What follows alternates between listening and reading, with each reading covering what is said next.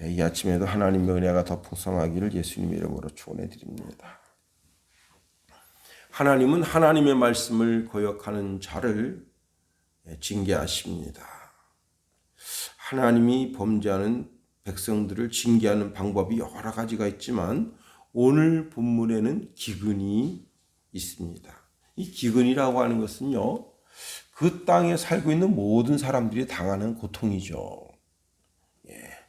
비가 오지 않아서 고통당하는 것처럼 큰 고통이 없습니다. 사실 우리나라는 뭐 사시사철 비가 잘 오고 눈도 잘 오고 그래서 그런 기근의 고통을 잘 모르지만 지금으로부터 한 40년 전에 전라도 한 지역의 농부가 모를 내야 되는데 물이 없는 거예요. 물론 그때는 양수시설도 굉장히 부족한 때였지만 그래가지고 너무 화가 나서 이분이 자살을 했어요. 비가 오지 않는다고 자살했다고요. 근데 그날 밤에 비가 왔습니다. 그날 밤에 장마가 시작됐어요. 참. 하여튼 우리나라는 그래도 뭐 유엔이 물 부족 국가라 그렇게 정했다는데 말도 안 되는 소리고 정확하게 우리나라를 진단하지 못했기 때문에 그런 소리 하는 겁니다. 그래도 우리나라는 물이 풍성한 나라예요. 또 물이 없으면 사방팔방 바다인데 바닷물을 정수해서 사용할 수 있는 지혜를 가지고 있는 나라예요. 전 세계에 그런 나라가 많지 않습니다. 그래서 우리가 물 부족 국가가 돼도 걱정할 것은 없는 것은 담수를 해서 바닷물 정수해서 쓰면 되는 거예요. 그런 기술을 충분히 가지고 있고 그런 기술을 전 세계에 수출하는 나라입니다. 자, 그런데 이때는 지금으로부터 이게 언제적 일이에요. 거의 3,000년 전, 2,500년 전 그런 일인데. 자, 이들은 하나님의 말씀에 순종하지 않음으로 인해서 기근으로 고통을 당합니다. 우리가 하나님의 말씀을 잘 순종해서 그 말씀대로 살면 하나님은 우리를 세계 모든 민족에 뛰어나게 해주시겠다 하셨어요.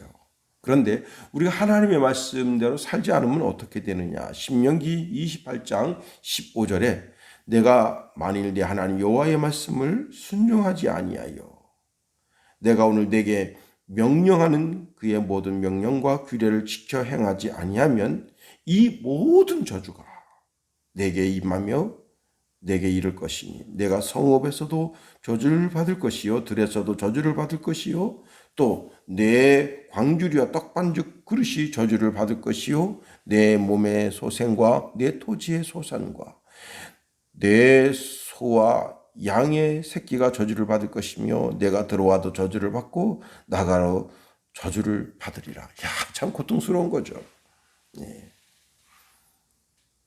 이런 하나님의 징계, 저주가 없는 복된 인생 다 될 수 있게 되기를 예수님의 이름으로 축원해 드립니다. 그런데 오늘 본문에 보면요. 이 기근이 7년 동안 있겠다 하셨어요. 7년 동안. 7이라고 하는 것은 온전한 숫자를 가리켜 이야기하거든요. 그러니까 이들의 죄악이 얼마나 강한지를 알게 되는 거예요. 하나님은 웬만하면 그 징계를 감해 주셔요.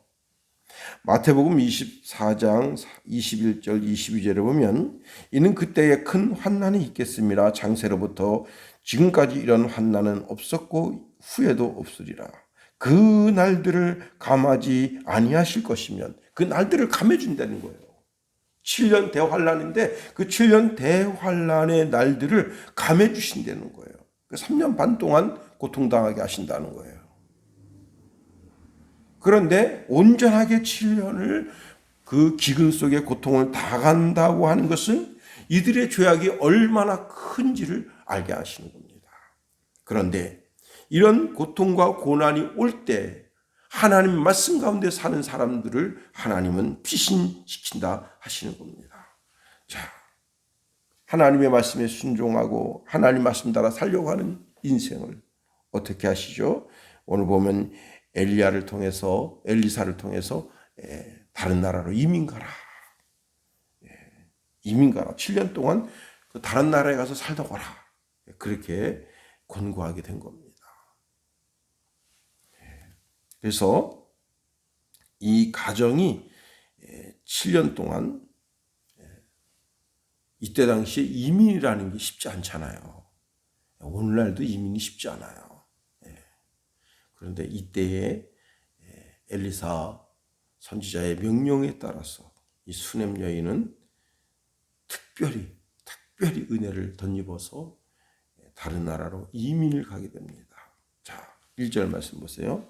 엘리사가 이전에 아들을 다시 살려준 여인에게 이르되 너는 일어나서 내 가족과 함께 거주할 만한 곳으로 가서 거주하라. 여호와께서 기근을 부르셨으니 그대로 이 땅에 7년 동안 임하리라 하니 여인이 일어나서 하나님의 사람의 말대로 행하여 그의 가족과 함께 가서 블레셋 사람들의 땅에 7년을 우거하다가 오늘 이 땅에 하나님의 징계로 인해서 기근과 또 여러 가지 질병과 질고가 임하게 될 때라도 하나님의 사람들은 그 하나님의 징계를 피하는 그런 축복의 역사가 있어지게 되기를 예수님의 이름으로 축원해 드립니다.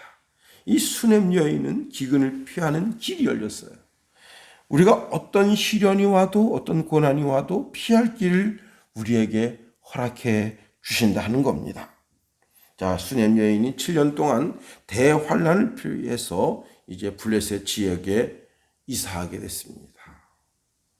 자, 이스라엘을 제외하고는 어딜 가건 간에 풍성함을 누리게 하나님 그렇게 허락하셨다는 겁니다. 자, 이 여인과 그 가족이 블레셋 땅에 7년 동안 편안히 머물렀습니다.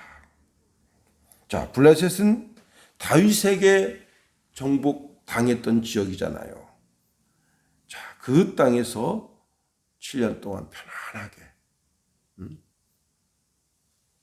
전 세계 사람들이 대한민국에 오고 싶어가지고 안달복달 났다잖아요. 어제 뉴스 보니까 미국 사람들이 여행 가고 싶어하는 1번지가 어디냐? 아, 대한민국이래요. 나 그거 참 깜짝 놀랐습니다. 야, 대한민국이 이렇게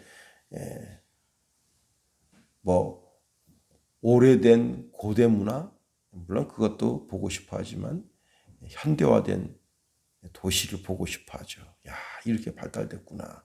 지하철이 이렇게 좋구나. 버스가 이렇게 좋구나. 음식값이 저렴하고 참 맛있구나. 이런 거 저런 걸. 그러나 이민은 틀려요. 이사를 간다고 하는 건 참 쉽지 않은 거예요. 자, 그렇게 7년 동안 하나님 은혜 가운데 블레셋 지역에 있다가 돌아왔습니다. 돌아와 보니까 자기 그 땅이, 자기 집이, 모든 것이 다 다른 사람들이 와서 그걸 농사를 짓고 있어요. 그리고 자기 집에 우거하고 있어요. 참 곤란한 겁니다. 그래서 왕에게로 가서 그 사실을 호소하게 됐다는 거예요. 자, 자기 재산을 이 지역에 있는 모든 사람이 다 차지해버린 거예요. 그래서 그 억울함을 왕에게 호소합니다. 3절 보세요. 7년이 다함에 여인이 블레셋 사람들의 땅에서 돌아와 자기 집의 전토를 위하여 호소하러 하여 왕에게 나아갔더라. 이 호소하다라고 하는 말은 날카로운 목소리로 외치다라는 뜻입니다. 또 다른 말 뜻으로는 부르짖는다 그런 뜻이에요. 내 형편과 내 처지 속에 다른 사람의 도움을 얻기 위해서 호소하는 거, 소리치는 거예요. 그게 바로 간구고 기도가 아니겠어요? 우리는 이 아침에 하나님의 도움을 덧입으러 왔습니다. 하나님이 우리의 마음, 우리 영을 깨끗게 해주시고 우리 영의 모든 것을 간섭해 주시고 그로 인하여 우리의 마음과 우리 육신까지도 강건케 되는 그런 축복된 아침이 되기 위해서 우리가 이 새벽에 주의 전을 나온 줄 믿습니다. 자, 이 여인이 왕에게 호소합니다. 자, 왕이 이 여인의 소리를 들어줄 수 있겠어요? 자, 지금 그 땅이 누구의 소유인지 또 어느 국가의 일부 나라의 땅이 되었는지 이런저런 것 판단하기가 쉽지가 않은 거예요. 7년이나 지났다고요. 7년이나. 자, 그런데 아주 놀라운 일이 생깁니다. 게하시, 엘리사의 종이잖아요. 그 게하시가 왕과 이야기하고 있었대요. 4절 보세요. 그때 왕이 하나님의 사람의 사환 게하시와 서로 말하며 이르되 너는 엘리사가 행한 모든 큰 일을 내게 설명하라. 자, 그래서 게하시가 뭐 신났죠. 엘리사 선지자를 따라다니면서 자기가 경험했던 놀라운 기적과 이적을 왕에게 이러쿵저러쿵 막 이야기하고 있는데 그때 그 엘리사가 경험한 것 중에 가장 퍼펙트한 게 뭐예요? 죽은 사람 살리는 거잖아요. 응? 물론 나아만 장군이 문둥병이 낫는다. 그것도 기적 중에 기적일 수 있습니다. 그런데 사람이 죽었다가 살아났다? 이건 진짜 아주 엘리사 생애에 있어서 가장 퍼펙트한, 가장 놀라운 기적과 이적이 아니고 무엇이겠어요. 그래서 그 이야기를 하고 있는데 그 여인이 거기 온 거예요. 오비락이라 했잖아요. 비둘기 날자 배 떨어진다. 어쩌면 그렇게 그냥 딱 두 사건이 맞물렸냐 말이에요. 뭐예요? 하나님의 인도함을 받고 있다는 거예요. 오늘 하나님의 백성들은 하나님의 인도함을 받아야 돼요. 자, 하나님의 인도함을 받는 비결, 방법이 무엇이에요? 끊임없이 예배하면서 하나님께 물어야 돼요. 하나님, 내가 어떻게 해야 하겠습니까? 하나님, 내가 어떻게 해야 되죠? 하나님께 물어야 돼요. 그러면 찬송하다가도 방법이 생기고 기도하다가도 방법이 생기고 말씀을 듣다가도 방법이 생각나게 됩니다. 그럼 적었다가 내가 그대로 실천해야지. 그리고 실천할 때도 하나님, 내가 이렇게 삶을 살아가겠습니다 하고 하나님께 아뢰고, 우리가 음성이 들려지지 않으면 어떻게 해야 된다고요? 성경을 통해서 하나님께서 내게 조명해 주신 말씀이 무엇인가를 들으려고 해야 되는 겁니다. 자, 이 모든 것이 우연일 것 같아요? 아닙니다. 하나님의 섭리하심입니다.